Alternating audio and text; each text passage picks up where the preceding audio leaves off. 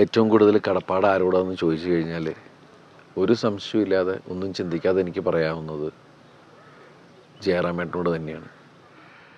Cinema എന്ന വലിയ മതിൽക്കെട്ടിനകത്തേക്ക് എങ്ങനെ കയറും എന്നുള്ള ചിന്ത ചെറുപ്പം മുതൽ സിനിമയിൽ എന്തെങ്കിലും ആവണമെന്ന് ആഗ്രഹിച്ച ഒരാളെന്ന നിലയിൽ അങ്ങനെ നിൽക്കുമ്പോൾ ചിലപ്പോൾ ഞാൻ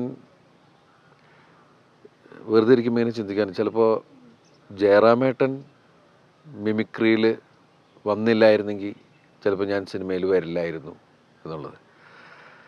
കാരണം ഇന്ന് ജയറാമേട്ടൻ തുറന്നെന്ന ആ വാതിലിലൂടെയാണ് ഞാൻ സിനിമയിലേക്ക് വന്നത്. ജയറാമേട്ടൻ നേരെ കൈപിടിച്ച് കൊണ്ടുവന്നാക്കിയത് എൻ്റെ ഗുരുനാഥനായ കമൽ സാറിൻ്റെ അടുത്താണ്. സിനിമയിൽ അഭിനയിക്കണം എന്നുള്ളൊരു ചിന്തയായിട്ടാണ് ഞാൻ 1-2 സീനിൽ അഭിനയിക്കണം, തുമ്മുമ്പോൾ പോയി എന്ന് പറയുന്ന പോലത്തെ വേഷങ്ങളാവരുത് എന്നുള്ള ചിന്തയുണ്ടായിരുന്നു. അപ്പോൾ ഞാൻ ജയറാമേട്ടൻ്റെ അടുത്ത് പറഞ്ഞു. അപ്പോൾ ഞാൻ ഭയങ്കര കോല് പോലെ ഇരിക്കുന്ന അവസ്ഥയിലായിരുന്നു. ജയറാമേട്ടൻ പറഞ്ഞത് നീ സിനിമയെക്കുറിച്ച് എന്തെങ്കിലും പഠിക്കുക. അപ്പോൾ അന്ന് സിനിമയെക്കുറിച്ച് പഠിക്കാനുള്ളൊരു അവസ്ഥയൊന്നും എൻ്റെ വീട്ടിലൊന്നുമില്ല. അപ്പോൾ ഞാനത് ജയറാമേട്ടനോട് പറഞ്ഞു. ജയറാമേട്ടൻ പറഞ്ഞു, കാശ് മുടക്കി പഠിക്കാനല്ല പറഞ്ഞത്, നീ ഒരു സംവിധായകൻ്റെ കീഴിൽ സിനിമ എന്താണ് എന്നുള്ളത് ആദ്യം പഠിക്കും.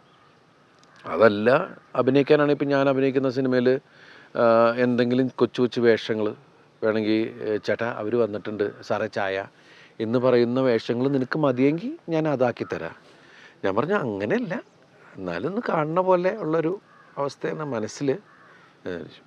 പക്ഷെ അന്ന് ജയറാമേട്ടൻ അന്ന് പിന്നെന്താ എന്ന് പറഞ്ഞിട്ട് നേരെ ജയറാമേട്ടൻ അഭിനയിക്കുന്ന സിനിമയിൽ എനിക്ക് കൊച്ചു കൊച്ചു വേഷങ്ങൾ തന്നിരുന്നെങ്കിൽ ചിലപ്പോൾ പറയാൻ പറ്റില്ല എൻ്റെ വിധി ഏത് തരത്തിലേക്ക്.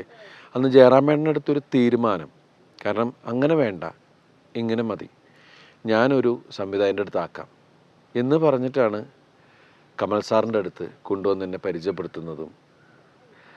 ശരിക്കും ഞാൻ പിന്നെ അതിനുശേഷം ഒരുപാട് സിനിമകൾ കമൽ സാറിൻ്റെ കൂടെ എനിക്ക് വർക്ക് ചെയ്യാൻ സാധിച്ചു. ഇന്നും അഹങ്കാരത്തോടെ പറയുന്ന ഒന്ന് തന്നെയാണ് ഞാൻ കമലിൻ്റെ സഹായിയാണ് എന്നുള്ളത്.